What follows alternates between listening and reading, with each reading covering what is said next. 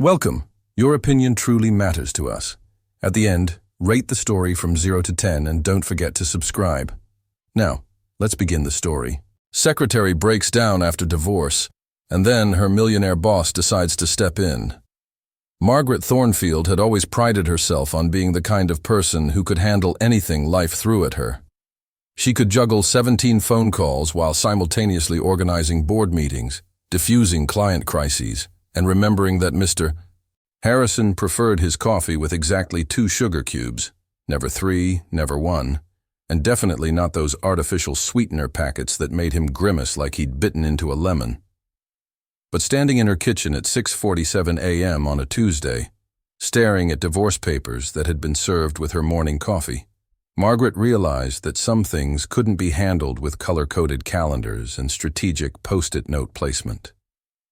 23 years, she whispered to her reflection in the toaster, which distorted her face into something that looked appropriately tragic for the occasion. 23 years and he leaves me for someone named Bambi. The woman's actual name was Barbara, but Margaret had decided that anyone who wore crop tops to parent-teacher conferences and giggled at everything, including the weather forecast, deserved to be called Bambi. It was petty, but Margaret had earned the right to a little pettiness. Her phone buzzed with a text from her soon-to-be ex-husband. "Can you feed Whiskers this week? Bambi's allergic." Even their cat was becoming a casualty of war. Margaret had met David in college, back when she thought love was supposed to feel like a constant state of butterflies and weak knees. Now she realized that what she'd mistaken for romantic tension had probably just been chronic anxiety and poor circulation from wearing heels too often. The irony wasn't lost on her that she'd spent the last 15 years managing every detail of billionaire CEO Alexander Harrison's chaotic life, anticipating his needs before he even knew he had them, while completely missing the signs that her own marriage was dissolving like sugar in rain. She'd noticed David working late more often, noticed the new cologne, noticed how he'd started actually styling his hair instead of just running his fingers through it and calling it a day. She'd even noticed the credit card charges at restaurants she'd never been to. But Margaret had been so focused on keeping Harrison Industries running smoothly that she'd filed these observations away like everything else. Something to deal with later, when there was time. There was never time. Margaret splashed cold water on her face and stared at herself in the bathroom mirror. At 45, she still looked good. Great, even, when she made an effort. Her auburn hair was still thick and glossy, her green eyes still bright, and she'd maintained the kind of figure that made younger women ask for her secret, which was mainly stress-induced loss of appetite and walking everywhere in heels that doubled as calf muscle torture devices.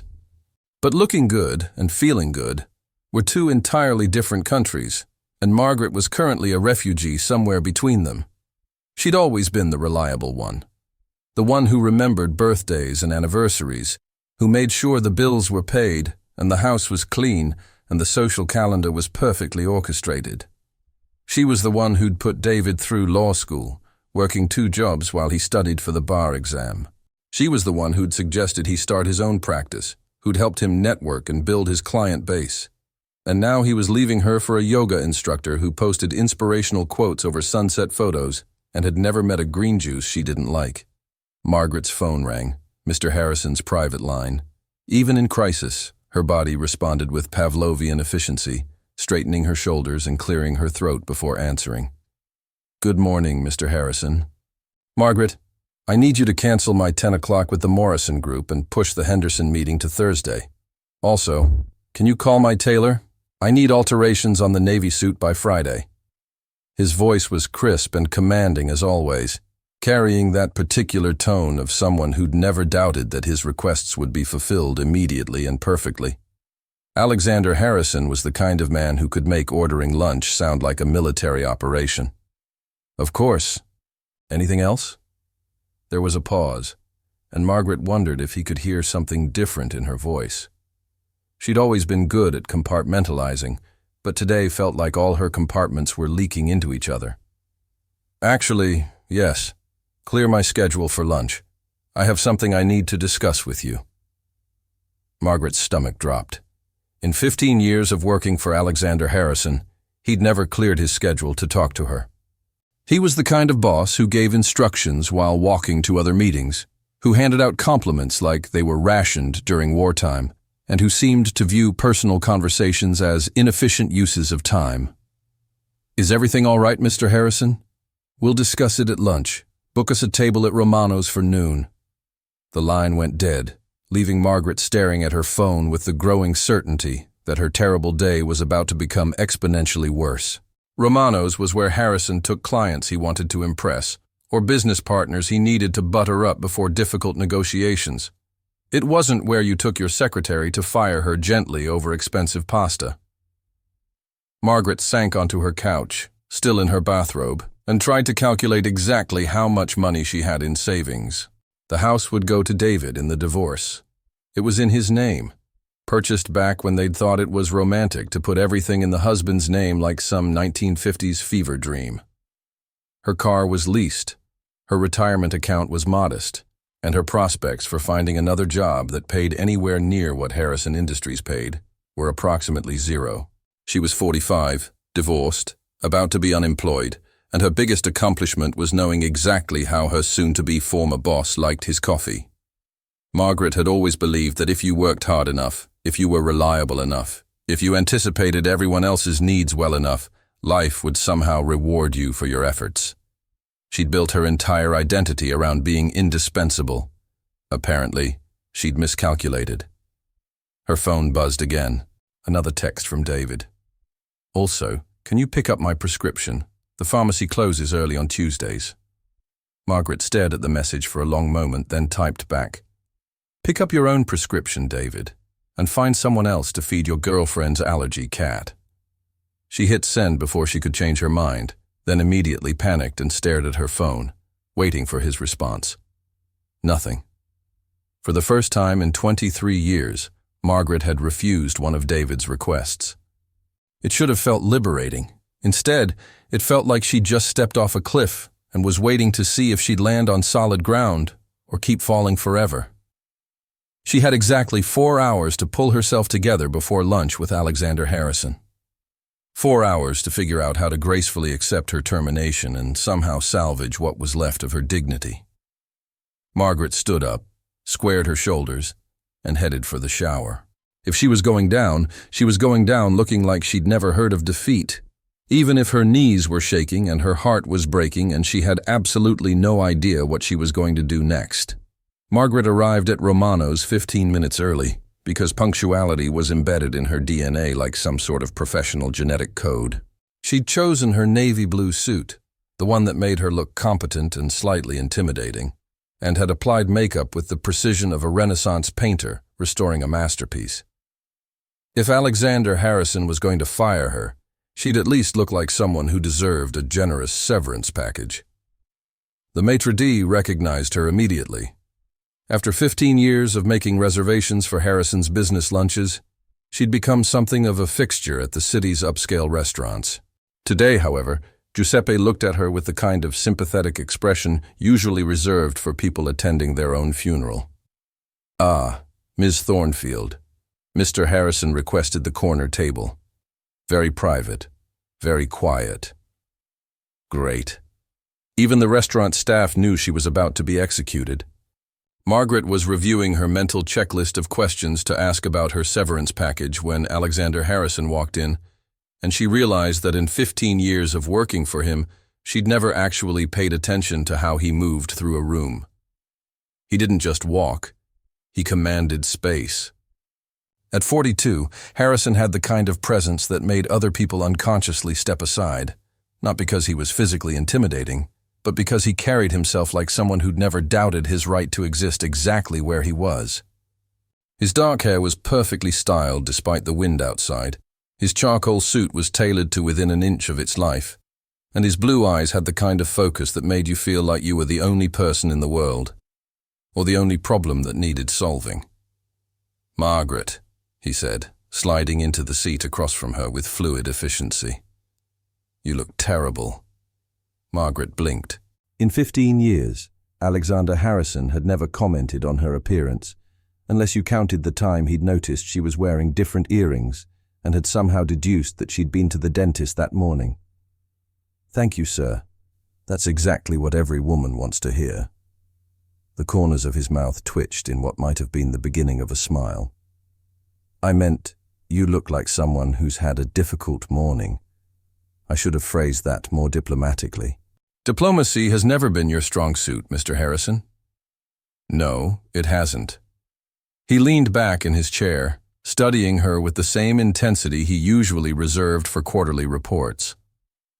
"That's why I need someone who can handle it for me." Margaret's heart sank.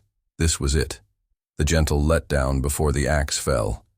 He was going to tell her how valuable she'd been, how difficult it was to make this decision, how the company was restructuring, and unfortunately, her position was being eliminated.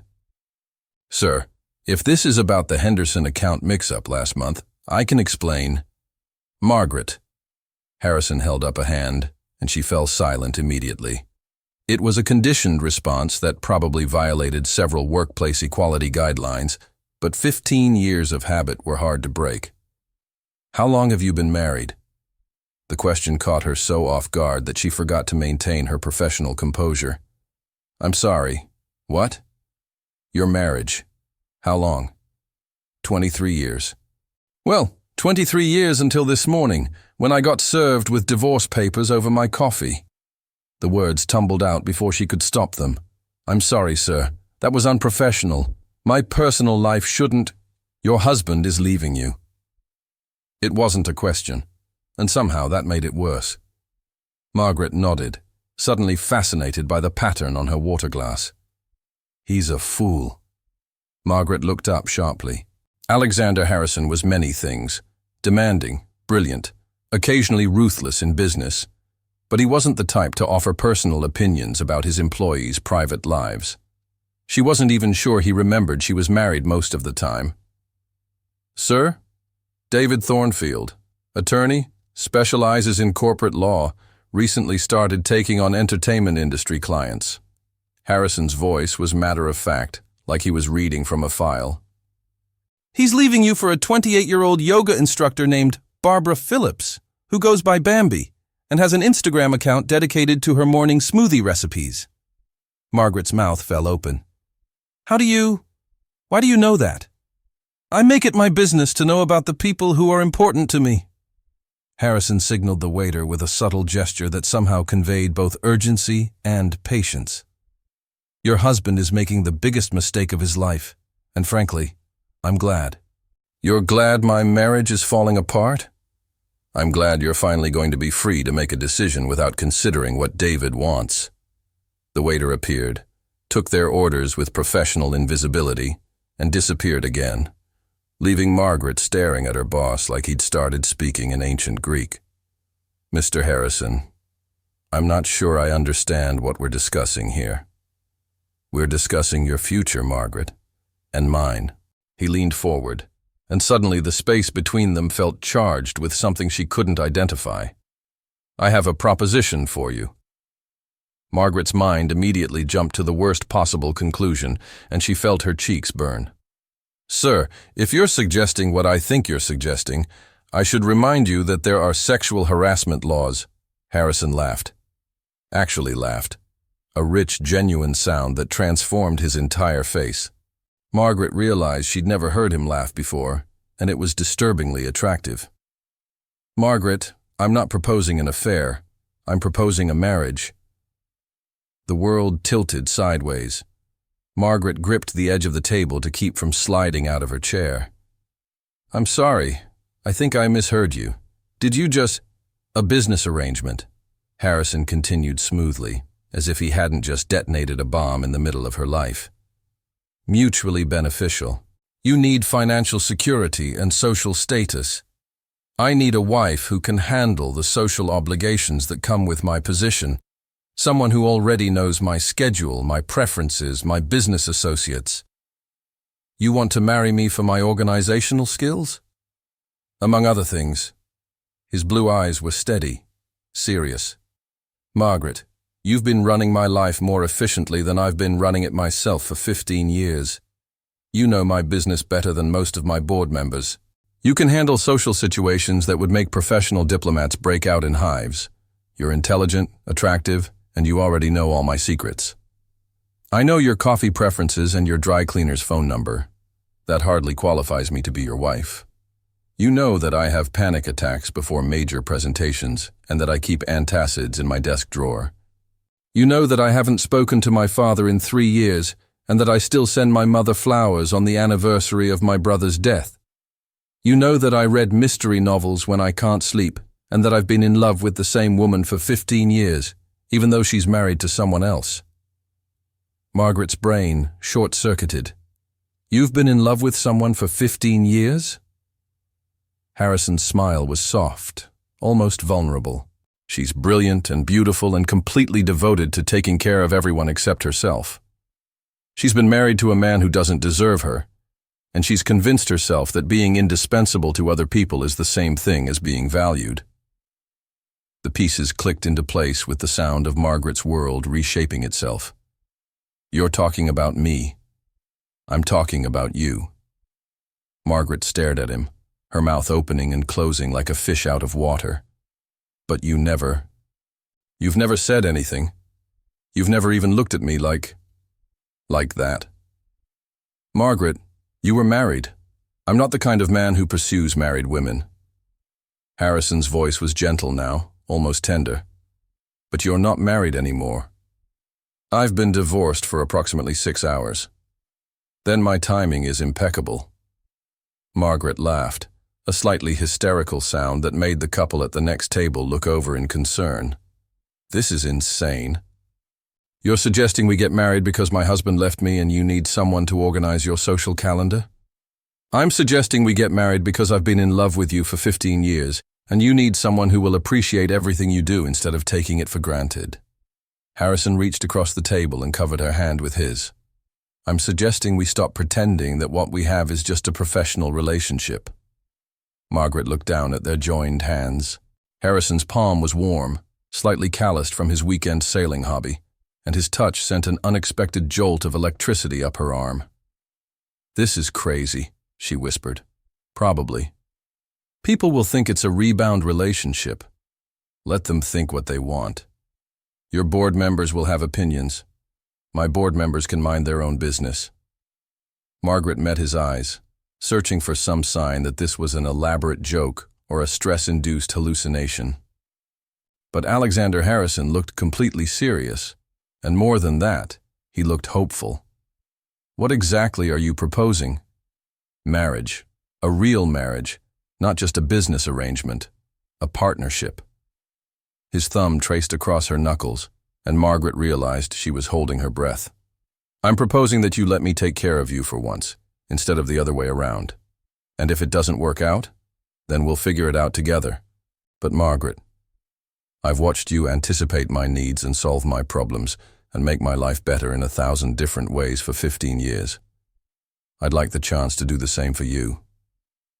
Their food arrived, but neither of them moved to eat. Margaret felt like she was standing at the edge of a cliff again, but this time someone was offering to jump with her. This is insane, she said again. Completely insane, Harrison agreed. Is that a yes? Margaret spent the next 3 days in a state of suspended animation, moving through her routine like someone sleepwalking through someone else's life. She'd told Alexander, because apparently they were on a first-name basis now, which felt roughly as natural as calling the Queen of England Lizzie, that she needed time to think. Think was a generous term for what she was actually doing, which was more like ricocheting between panic, disbelief, and a dangerous flutter of something that might have been hope. She'd said yes to his proposal. Not immediately. She wasn't completely insane, but after 2 hours of the most surreal lunch conversation of her life, during which Alexander Harrison had systematically dismantled every objection she could think of with the same methodical precision he used to negotiate corporate mergers. What if people think I'm a gold digger? She'd asked.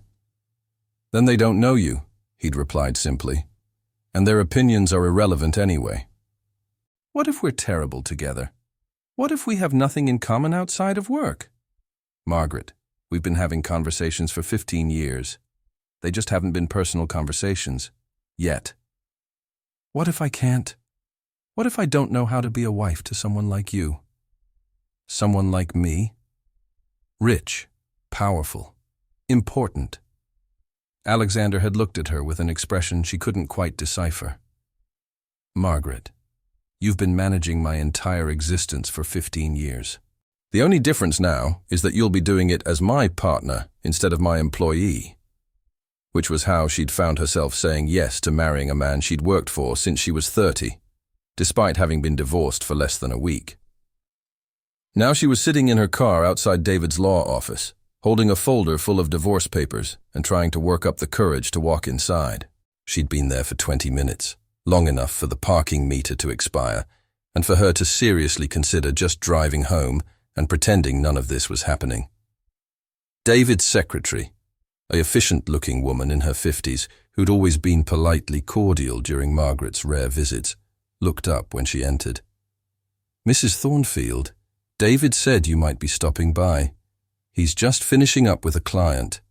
Margaret nodded and took a seat in the waiting area, surrounded by leather chairs and legal books that were probably more for show than actual use. She could hear David's voice through the door, that familiar tone he used when he was trying to sound more important than he felt. The door opened and David emerged with a client, all smiles and firm handshakes. He looked good. Better than he had in years, actually. The new haircut, the updated wardrobe, the confidence that came from believing you'd successfully escaped a boring life for something more exciting. "Margaret." His smile faltered slightly when he saw her. "I wasn't expecting you. We need to talk about the divorce settlement." David glanced around the reception area, clearly uncomfortable with having this conversation in front of his secretary and the client who was still lingering by the elevator. "Of course, come into my office." David's office was exactly what you'd expect from a man going through a midlife crisis. New furniture, expensive art that looked like it had been chosen by an interior designer, and photographs of him at various professional events, conspicuously devoid of any pictures that included Margaret. "You look good," David said, settling behind his desk like it was a shield. "I was worried about how you were handling everything." "Were you?" Margaret sat down across from him, crossing her legs, and noting with satisfaction how his eyes followed the movement. "That's thoughtful of you."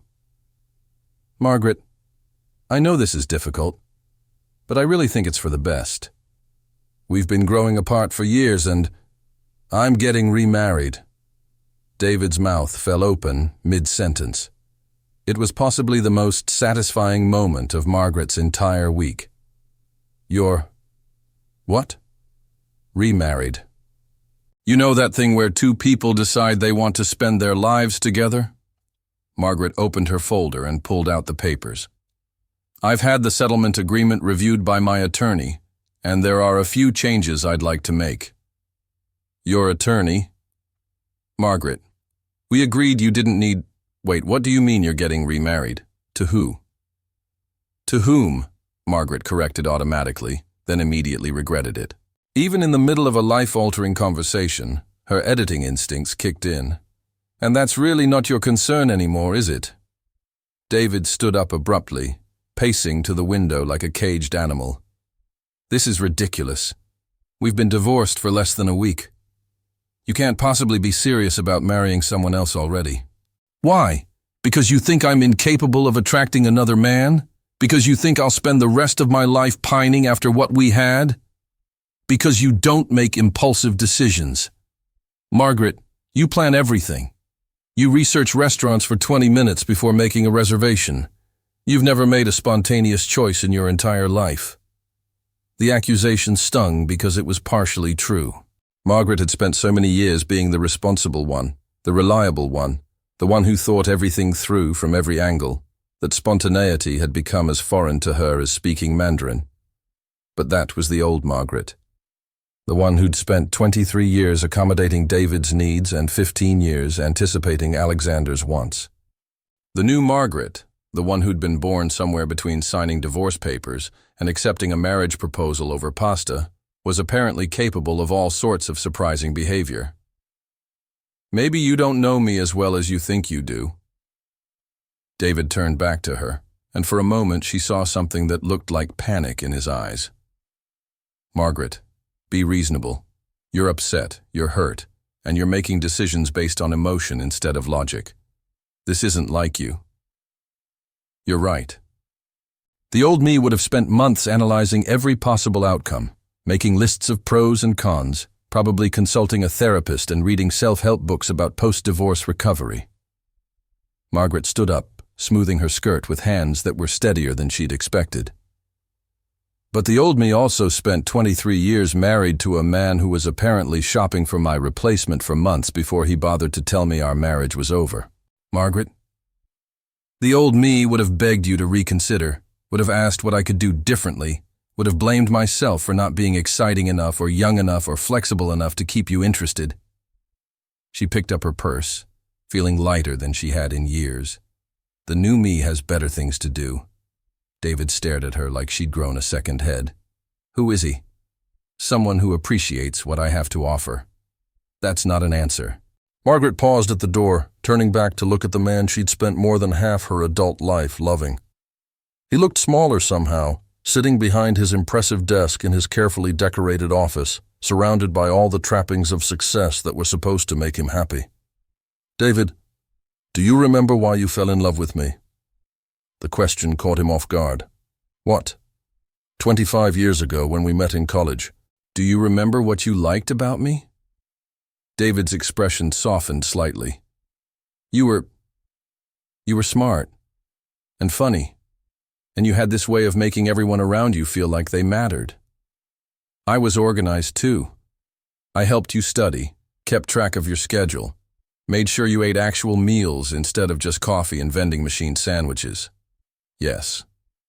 And somewhere along the way, you stopped seeing those as qualities that made me special and started seeing them as services I provided.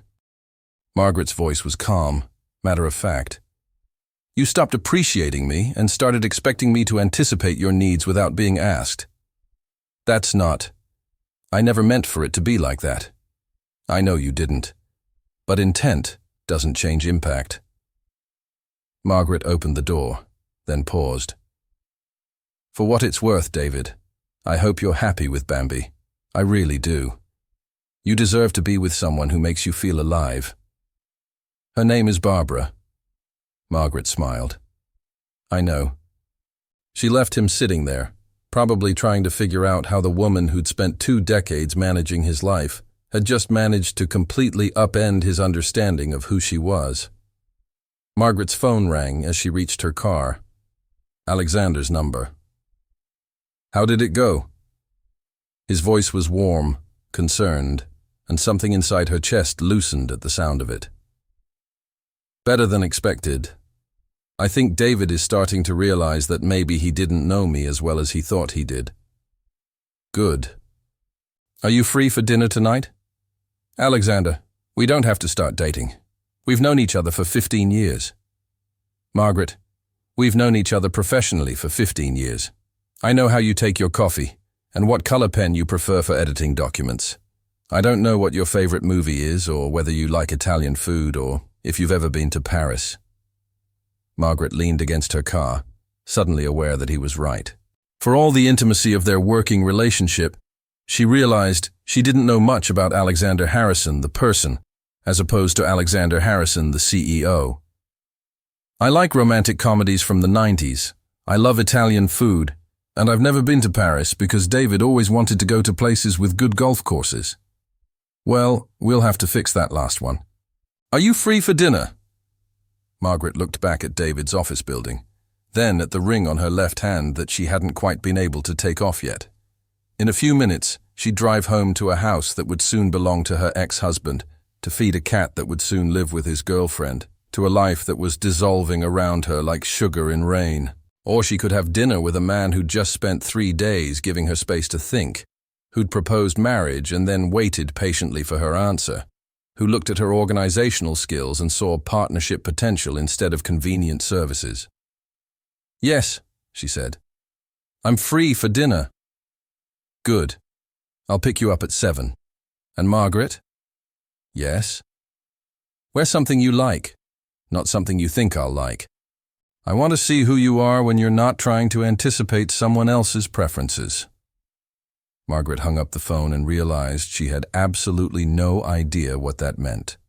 For the first time in years, she was going to have to figure out what she wanted instead of what someone else needed. It was terrifying and exhilarating and completely insane. She couldn't wait. Margaret stood in front of her closet at 6:30 p.m., surrounded by clothes that seemed to mock her newfound independence. 15 years of dressing to be Alexander Harrison's competent, invisible secretary had left her with a wardrobe that screamed professional efficiency and whispered, "Please don't look at me as a woman." She'd tried on 7 different outfits, each one making her look like she was heading to a board meeting or a funeral. The black dress was too severe, the navy suit too businesslike, the gray ensemble too forgettable. Everything in her closet seemed designed to help her blend into expensive wallpaper.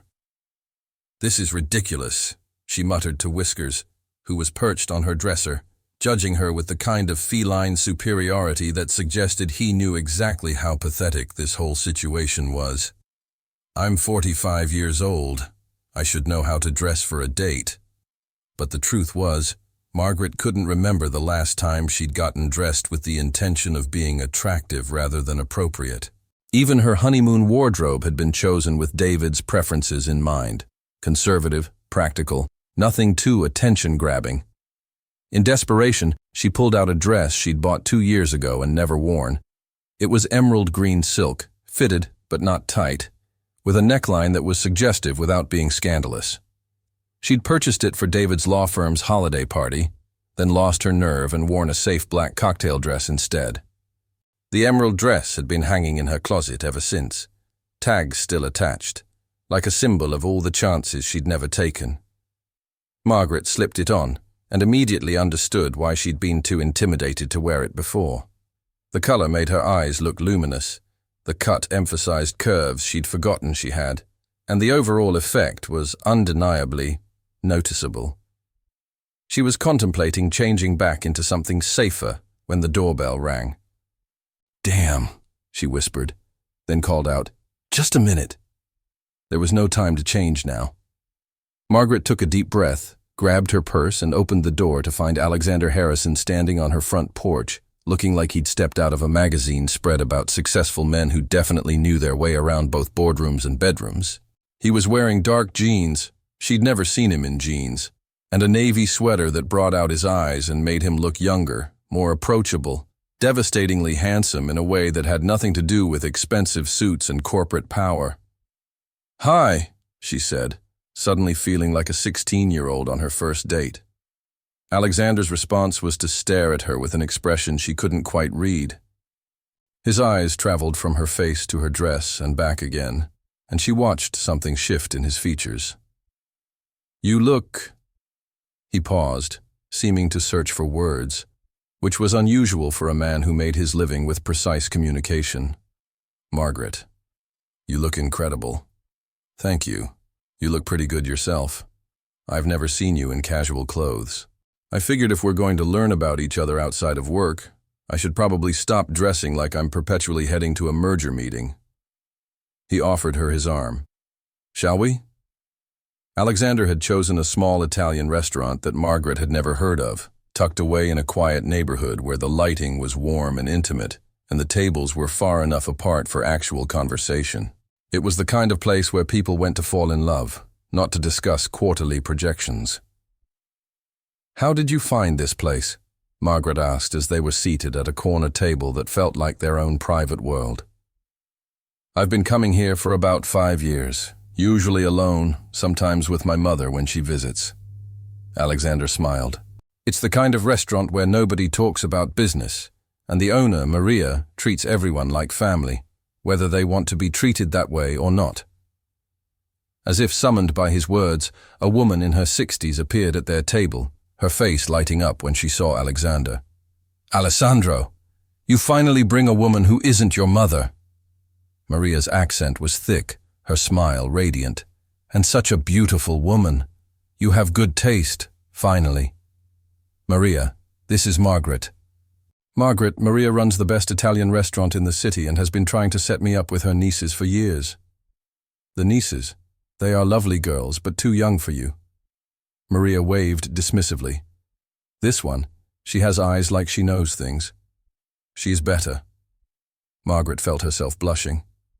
It's nice to meet you, Maria. You are the one who makes his life work, yes? The smart one who keeps him from being completely hopeless? Yes, I suppose I am. Good. Men like Alessandro, they need women who can think. Otherwise, they walk into walls and forget to eat. Maria patted Alexander's shoulder affectionately. I bring you the good wine and food that will make you fall more in love. No menu tonight. You trust Maria. She bustled away before either of them could protest, leaving Margaret and Alexander looking at each other across the candlelit table. I should warn you, Maria considers herself a combination restaurant owner and matchmaker. She's probably in the kitchen right now, planning our wedding menu. About that, Margaret said, twisting her hands in her lap. Alexander, are we really doing this? Getting married, I mean. Are you having second thoughts? I'm having third and fourth thoughts. I'm having thoughts I didn't even know existed. Margaret reached for her wine glass, grateful for something to do with her hands. This afternoon, when I was talking to David, I felt so sure about everything. But now you're scared. Terrified, she admitted. Alexander, what if we're making a mistake? What if we ruin everything we have? What if… Margaret. He reached across the table and covered her hand with his. What if we don't? That's not an answer. Yes, it is. You're so focused on all the ways this could go wrong that you're not considering how it could go right. His thumb traced across her knuckles, the same gesture from lunch 3 days ago. But now it felt different, more intimate, more intentional. Do you trust me? With your business, with your schedule, with knowing what you need before you know it yourself? Absolutely. Do you trust me with your heart? The question hung between them like a bridge neither of them had crossed before. Margaret looked at Alexander, really looked at him, and saw past the CEO, past the boss she'd served for 15 years, to the man who'd been patient enough to wait for her to be ready, who'd proposed marriage as a partnership rather than a rescue, who'd brought her to his favorite restaurant and let an Italian grandmother embarrass him in front of her. I want to, she said finally. But Alexander, I don't know how to be in a relationship where I'm not constantly trying to anticipate what the other person needs. I don't know how to be an equal partner instead of a caretaker. Then let's figure it out together. He lifted their joined hands and kissed her knuckles, a gesture so unexpectedly romantic that Margaret felt her breath catch. Margaret, for 15 years, I've watched you take care of everyone around you. Me, David, your friends, your family, probably random strangers on the street. When was the last time someone took care of you? I don't need. Everyone needs to be taken care of sometimes. Everyone deserves to be the priority instead of the one managing everyone else's priorities. Maria returned with plates of food that smelled like heaven and looked like art, chattering in rapid Italian as she arranged dishes between them. The interruption gave Margaret time to process what Alexander had said, and she realized he was right. She couldn't remember the last time someone had anticipated her needs, had tried to make her life easier, instead of expecting her to make theirs smoother. Try this, Alexander said, offering her a bite of something that involved pasta and truffle oil and probably cost more than her monthly grocery budget. Margaret leaned forward to accept the bite, and suddenly they were very close across the small table. Close enough that she could see the flecks of gold in his blue eyes, close enough to catch the subtle scent of his cologne, close enough to realize that somewhere between the divorce papers and the marriage proposal, she'd started seeing Alexander Harrison as a man instead of just her boss. Good? He asked, his voice slightly rougher than usual. Incredible, she managed, though she was no longer entirely sure they were talking about the food. Margaret, can I ask you something personal? More personal than a marriage proposal? Alexander smiled. When you were married to David, did you ever feel like you were playing a role? Like you were being the wife you thought you were supposed to be instead of the woman you actually are? The question hit her like a physical blow because it was so accurate it hurt. How did you know? Because I've watched you for 15 years, and there are moments, usually when David called during work, or when you talked about your weekends together, when you seemed to diminish yourself, like you were trying to take up less space. Margaret set down her fork, her appetite suddenly gone.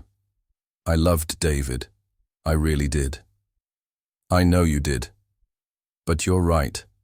I spent so many years trying to be the perfect wife that I forgot who I was before I became Mrs. David Thornfield. She looked up at Alexander, feeling vulnerable and exposed. What if I don't know how to be myself anymore? What if there's nothing left under all the roles I've been playing? Then we'll find out together. Alexander's voice was gentle but certain. Margaret, the woman who stood up to the Morrison Group when they tried to lowball us on the Henderson deal, that was you. The woman who handled my mother's surprise visit last Christmas when my assistant forgot to warn me, that was you. The woman who told David to pick up his own prescription and feed his own cat, that was definitely you. You heard about that? Word travels fast in a small city, especially when Margaret Thornfield finally stops being polite and starts being honest. Margaret laughed, despite herself. I can't believe I said that to him. I can. You've been holding back for years, being diplomatic when you wanted to be direct, being accommodating when you wanted to set boundaries. The real Margaret Thornfield is still there. She's just been buried under decades of other people's expectations. And you want to marry this mysterious real Margaret, even though neither of us knows exactly who she is? Especially because of that. Alexander raised his wine glass in a toast, to discovering who we are when we stop trying to be who we think we should be. Margaret clinked her glass against his, feeling something shift inside her chest, a loosening, like a knot that had been tied too tightly for too long, finally beginning to unravel. Alexander? Yes?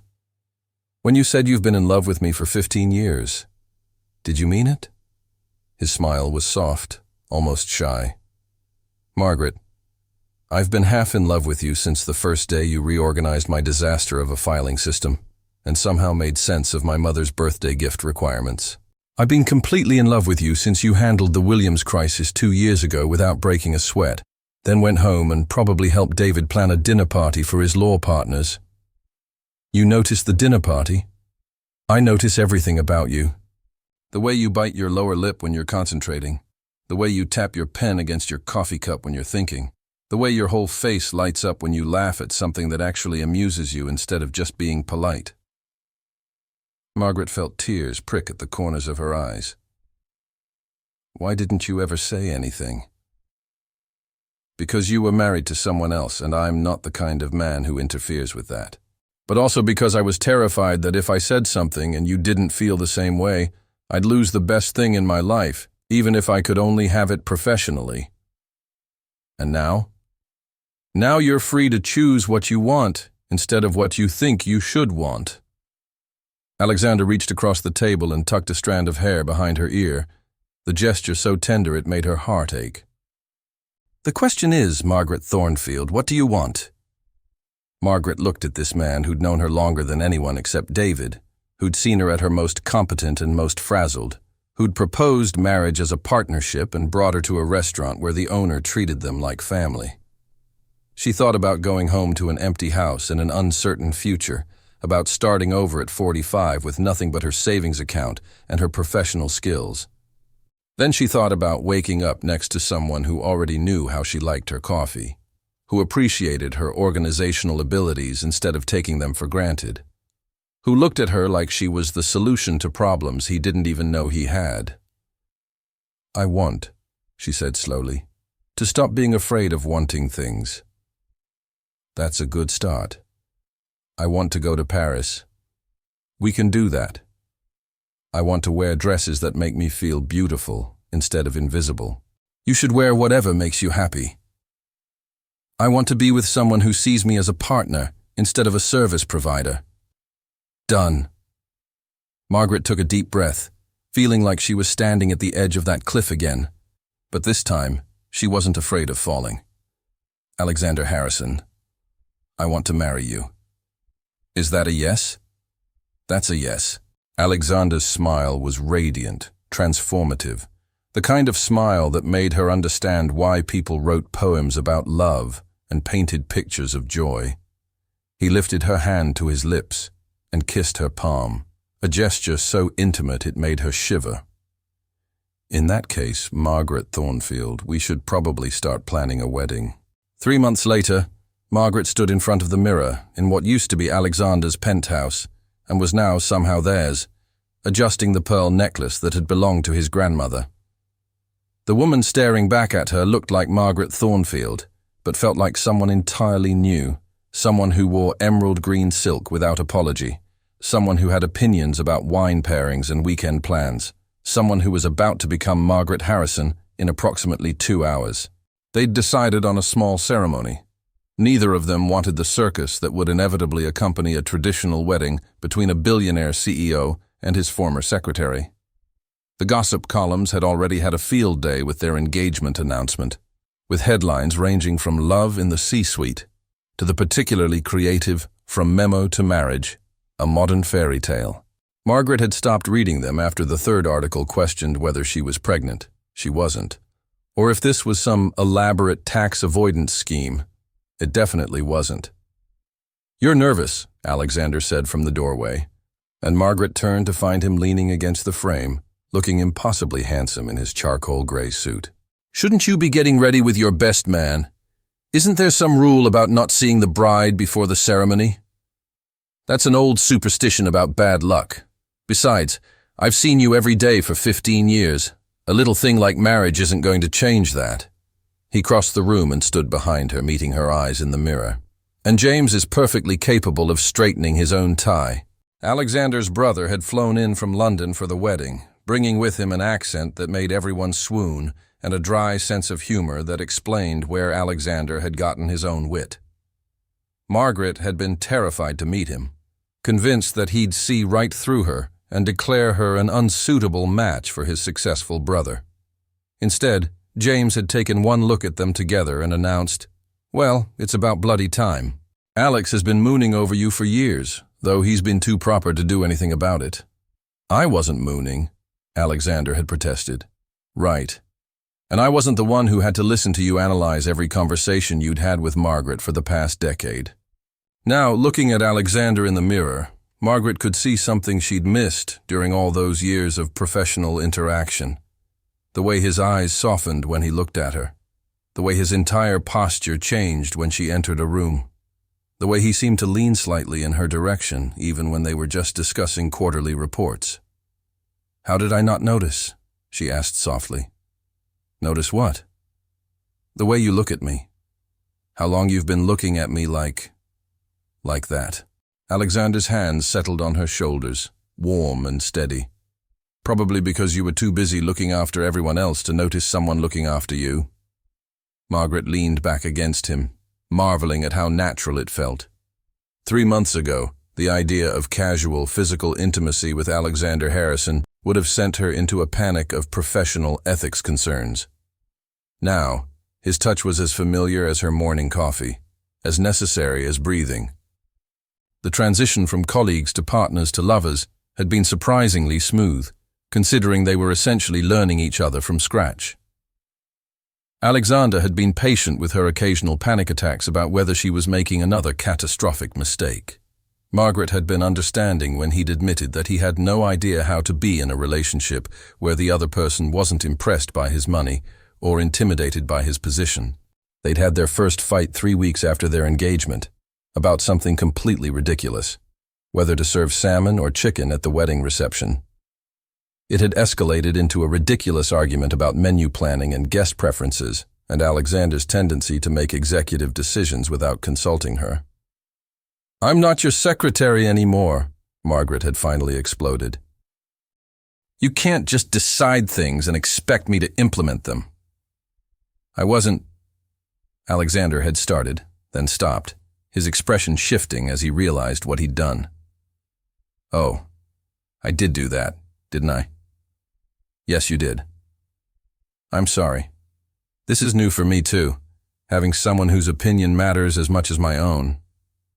They'd ended up laughing about it, then spending the evening on his couch, talking about how to navigate the shift from a professional dynamic to a personal one. It had been their first real conversation as equals, and Margaret had fallen a little more in love with him for being willing to admit when he was wrong. Margaret. Alexander's voice brought her back to the present. Are you having second thoughts? No.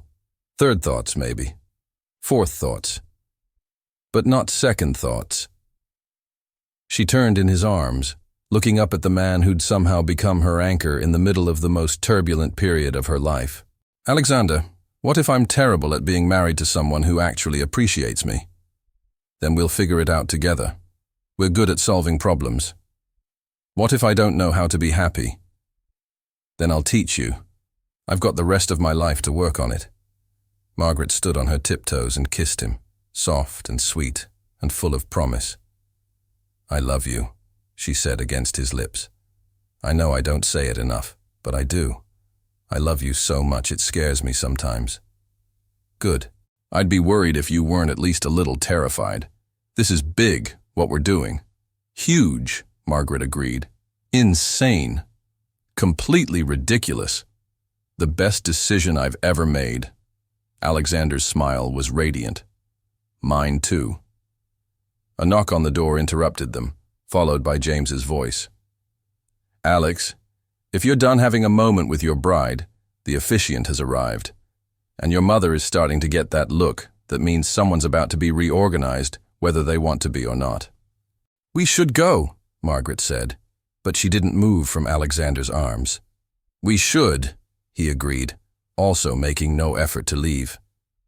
Are you ready for this? I've been ready for 15 years. The question is, are you ready to be married to someone who's going to spend the rest of his life trying to prove that you made the right choice? Margaret thought about the woman she'd been 3 months ago, defeated, divorced, convinced that her life was essentially over at 45. She thought about David, who was apparently very happy with Bambi and her green juice recipes based on the social media photos Margaret had accidentally seen before blocking them both. She thought about the house she'd given up, the life she'd left behind, the version of herself she'd outgrown like clothes that no longer fit. Then she thought about the woman she was becoming, confident, appreciated, loved for exactly who she was instead of who she thought she should be. She thought about waking up next to someone who brought her coffee in bed, not because she'd asked for it, but because he'd noticed she liked to read the news before getting up. She thought about being partners in business and life, about traveling to Paris and wearing beautiful dresses and making decisions based on what she wanted instead of what was expected of her. Alexander Harrison, she said, I have never been more ready for anything in my entire life. The ceremony was perfect in the way that small, intimate gatherings can be when everyone present genuinely cares about the people getting married. Alexander's mother cried delicately into a lace handkerchief. James served as both best man and photographer, taking candid shots that captured the joy on their faces. Margaret's sister Sarah had flown in from Seattle, bringing with her a fierce protectiveness and the kind of blunt commentary that only family can get away with. I never liked David, Sarah had announced during the rehearsal dinner. He always seemed like the kind of man who would leave dishes in the sink and expect them to wash themselves. You never told me that, Margaret had said. You were happy. Or I thought you were happy. Now I can see the difference. Margaret had looked across the restaurant at Alexander, who was deep in conversation with James about something that was making them both laugh, and realized Sarah was right. This was what happiness felt like. Not the careful contentment she'd mistaken for satisfaction during her marriage to David, but actual joy. The kind that bubbled up unexpectedly and made ordinary moments feel magical. Now, standing in the garden of Alexander's, their home, surrounded by white roses and the handful of people who mattered most to them, Margaret felt that same bubbling joy as she listened to Alexander's vows. Margaret, he said, his voice steady despite the emotion in his eyes. 15 years ago, you walked into my office and proceeded to reorganize not just my filing system, but my entire life. You've been my anchor, my compass, and my inspiration. You've shown me that the best partnerships are built not on need, but on choice. The choice to support each other, to challenge each other, and to create something together that's better than either of us could build alone. He reached for her hands, his thumb tracing across her knuckles in the gesture that had become their signature. I promise to love you not just for what you do, but for who you are. I promise to be your partner in all things, to support your dreams even when they're different from mine, and to spend the rest of my life proving that choosing love over safety was the best decision either of us ever made. Margaret had spent weeks working on her vows, crafting and recrafting them until they captured everything she wanted to say. But standing there, looking at Alexander's face, she abandoned her carefully prepared speech and spoke from her heart. Alexander, you taught me the difference between being needed and being valued. You showed me that love isn't about making yourself smaller to fit into someone else's life. It's about finding someone who makes space for all of who you are. Her voice wavered slightly, but she continued. I promise to be your partner, not your caretaker. I promise to challenge you when you need challenging and support you when you need supporting. And I promise to keep discovering who I am, because I finally understand that you fell in love with my potential, not just my productivity. When they kissed, sealing their promise to each other, Margaret felt something settle into place inside her chest, a sense of rightness that had nothing to do with convenience or timing or practical considerations, and everything to do with finding the person who saw her completely and loved her anyway. The reception was held in the penthouse, with Maria from the Italian restaurant catering despite their protests that it was too much trouble. She'd shown up with enough food to feed twice as many people and strict instructions about which wine to serve with which course. You trust Maria, she'd announced, bustling around the kitchen like she owned it. Maria knows about love and food and making sure people eat enough to be happy. As the evening wound down and their guests began to leave, Margaret found herself standing on the balcony, looking out at the city lights and thinking about how much her life had changed since that Tuesday morning when she'd received divorce papers with her coffee. No regrets? Alexander asked, joining her at the railing. None, Margaret said, and realized she meant it completely. Well, maybe one. What's that? I wish we'd figured this out sooner. Think of all the time we wasted being professional when we could have been falling in love. Alexander wrapped his arms around her from behind, and Margaret leaned back against him, marveling at how perfectly she fit against his chest. I don't think it was wasted time. I think it was necessary time. You needed to learn who you were outside of taking care of David, and I needed to learn how to be someone worthy of being your partner instead of just your boss. And now? Now we have the rest of our lives to be ridiculously happy together. Margaret turned in his arms, looking up at her husband, and felt that familiar flutter of joy mixed with disbelief that this was actually her life now. Mrs. Harrison, Alexander said softly, testing out her new name. I like the sound of that. Good, because you're stuck with it. Alexander? Yes? Thank you. For what? Margaret thought about all the ways he'd changed her life, all the ways he'd helped her discover who she could be when she stopped trying to be who she thought she should be. For having a plan, she said finally. For seeing something in me that I couldn't see in myself. For being patient enough to wait for me to be ready. Margaret, you don't need to thank me for loving you. That's not a favor I did for you. That's the greatest privilege of my life. As they stood there on the balcony, wrapped in each other's arms, and the promise of all their tomorrows, Margaret realized that sometimes the best plans were the ones you never saw coming. Sometimes the greatest love stories began not with love at first sight, but with 15 years of coffee preferences and filing systems and slowly learning to see each other as more than the roles you played. Sometimes falling apart was just the first step toward falling into place. And sometimes, if you were very lucky, your boss really did have a plan that was better than anything you could have imagined for yourself. Margaret Harrison smiled and kissed her husband under the stars, grateful beyond measure for the beautiful unpredictability of second chances and the extraordinary magic of finally coming home. If you've made it this far, don't forget to subscribe to the channel and rate the story from 0 to 10. Your opinion is very valuable to us. Thank you.